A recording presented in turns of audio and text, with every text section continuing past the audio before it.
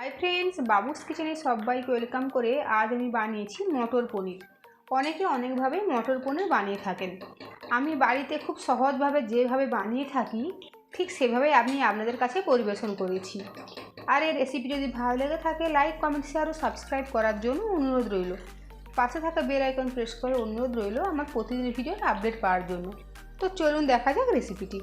কড়াতে খুব ভালোভাবে তেল গরম করে নিয়েছি। এখানে আমি সাদা তেল দিয়েছি 2 চামচ। তেলের মধ্যে দেব একটা মিডিয়াম সাইজের কোচানো পেঁয়াজ। পেঁয়াজটা লাল করে ভাজবো না, হালকা করে ভেজে নেব।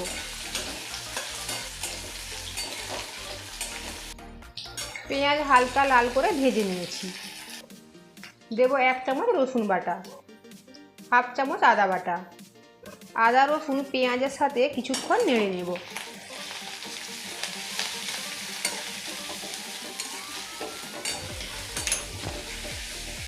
প্রায় মিনিট 2-3 সময় নিয়ে আদা রসুন পেঁয়াজের সাথে নেড়ে নিয়েছি। এর মধ্যে দেব 2টো মিডিয়াম সাইজের টমেটো কোচানো আর 2টো কাঁচা লঙ্কা একসাথে মিশিয়ে নেব। দেবো 1 চামচ পরিমাণে লবণ। এই সময় লবণ দেওয়ার ফলে টমেটো খুব তাড়াতাড়ি নরম হয়ে যাবে। লবণের সাথেও আবার সব কিছু আমি মিশিয়ে নিয়েছি। এখন মিনিট 2-3 জন্য ঢেকে দেব। ঢাকাটা সরিয়ে নেব। টমেটোর সাথে সাথে পেঁয়াজও নরম হয়ে গেছে। এখন আমি গ্যাসের ফ্লেম অফ করে দেব। গ্যাসের ফ্লেম অফ করে দিয়েছি। এখন এই মশলাটা ভালোভাবে ঠান্ডা করে নেব। তারপর একটা মিক্সিং বোলের মধ্যে নিয়ে পেস্ট বানিয়ে নেব। এভাবে আমি পেঁয়াজ আদা রসুনের পেস্ট বানিয়ে নিয়েছি। কড়াতে তেল গরম করে নিয়েছি। এখানে 2 চামচ সাদা তেল দিয়েছি। এর মধ্যে দেব 1 চামচ গোটা জিরে। জিরেটাকে হালকা করে ভেজে নেব।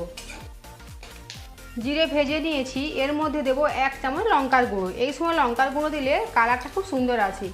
সাথে সাথে দিয়ে দেবো পেস্ট। গ্যাসের ফ্লেম একদম লোতে রয়েছে।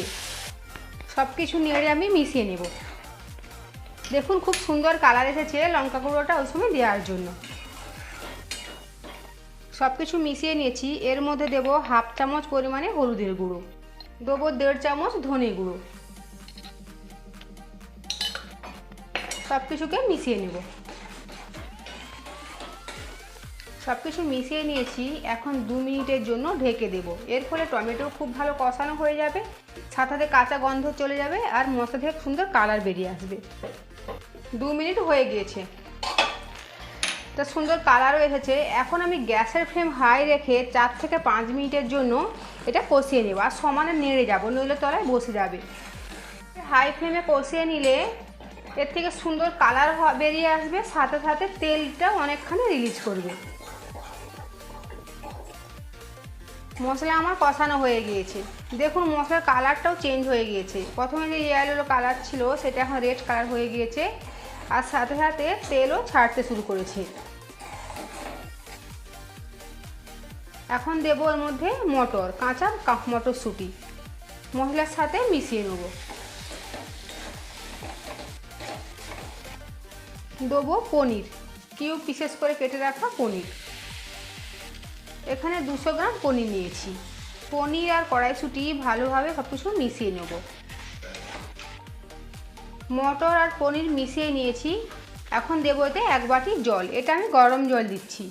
জলটা এখানে আমি একটু বেশি করে দিয়েছি। এর মধ্যে গ্রেভি রাখবো আর সাথে এখানে মটরটাও সেদ্ধ হবে আর সাথে পনিরটাও সেদ্ধ হবে।